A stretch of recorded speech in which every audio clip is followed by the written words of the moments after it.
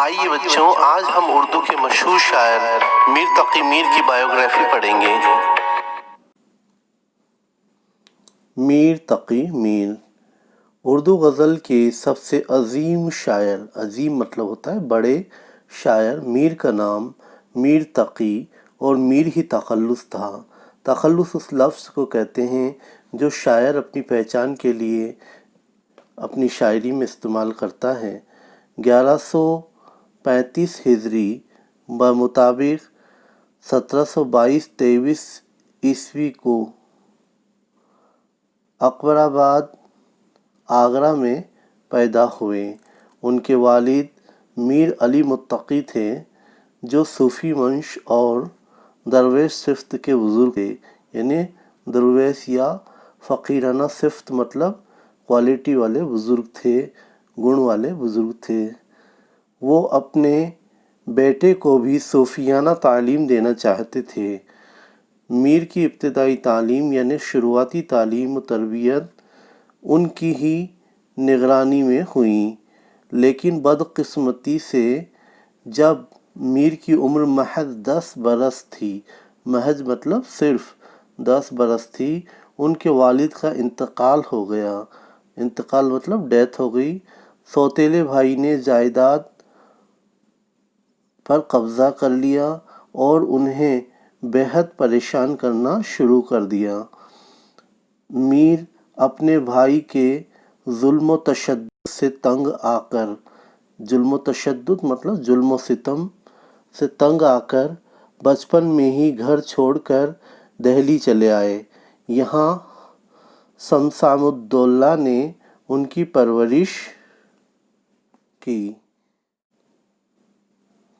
لیکن نادر شاہ کے حملے کے بعد وہ دل برداشتہ ہو کر یعنی دل سے اکتا کر واپس آگرہ آ گئے، لیکن یہاں آ کر پھر وہی ظلم و ستم برداشت کرنا پڑے۔ میر نے ایک بار پھر عاجز آ کر دہلی کا رخ کیا اور یہاں آخر کار اپنے سوتیلے ماموں اور اردو کے مشہور شاعر سراج الدین خاں ارزو کے یہاں ٹھہرے۔ بدقسمتی اور پریشانیوں نے یہاں بھی میر کا ساتھ نہیں چھوڑا۔ اب ماموں اور مومانی دونوں نے میر پر ظلم و ستم ڈھانا شروع کر دیے۔ انہیں کئی دنوں تک بھوکے رکھا جاتا اور ایک اندھیری کوٹری میں بند کر دیا جاتا۔ ایسی اذیت ناک مطلب تکلیف دہ ماحول سے تنگ آ کر میر نے پیٹ پالنے کے لیے کئی ملازمتیں کی یعنی کئی سروسز کی، لیکن میر کے نصیب میں اب بھی راحت اور سکون میسر نہ تھا۔ اب دہلی پر احمد شاہ ابدالی نے حملہ کر کے دہلی میں لوٹ، قتل عام اور غارت گری یعنی لوٹ ماری، غارت گری کا مطلب ہی لوٹ ماری ہوتا ہے، برپا کر دی۔ دہلی کے بڑے بڑے رئیس اور شریف لوگ اپنا گھر بار اور وطن چھوڑ کر بھاگنے پر مجبور ہو گئے۔ میر نے بھی اسی پریشانی کے عالم میں دہلی چھوڑ کر لکھنؤ کا رخ کیا۔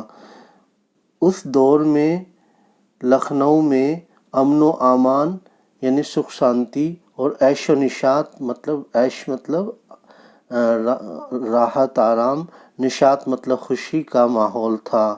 میر لکھنؤ کے نواب آصف الدولہ کی دعوت پر 1782 عیسوی میں لکھنؤ چلے آئے اور آخر دم تک یہیں رہے۔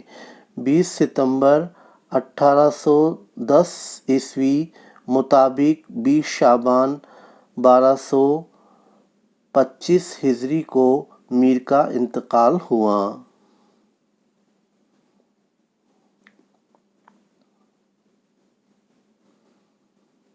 میر کو بچپن سے ہی شعر و شاعری کا شوق تھا۔ ان کی تمام عمر پریشانیوں اور ظلم و ستم برداشت کرنے میں گزری، لہٰذا ان کی شاعری پر انہی حالات کا عکس پڑنا لازمی تھا۔ عکس مطلب پرچھائی، سایہ یا ریفلیکشن پڑنا لازمی تھا یعنی ضروری تھا۔ دوسرا یہ کہ وہ فطرتاً مطلب عادتاً خاموش طبع یعنی خاموش طبیعت والے اور نازک مزاج اور خوددار طبیعت کے مالک تھے۔ زمانے کے حالات اور خود پر ہوئے ظلم و ستم کا نفسیاتی اثر یعنی دماغی اثر ان کی شاعری پر بھی پڑا۔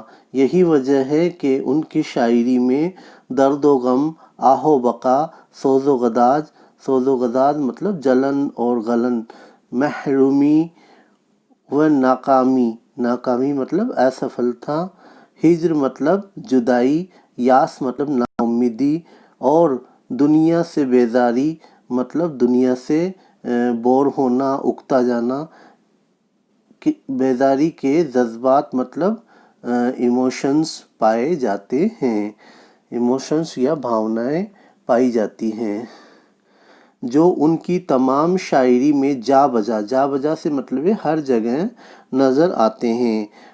اس کے ساتھ ہی میر کی بعض مطلب کچھ غزلوں میں زندگی کی تڑپ، امید اور سرمستی اور لطف و کیف کے جذبات کی جھلک بھی نظر آتی ہے۔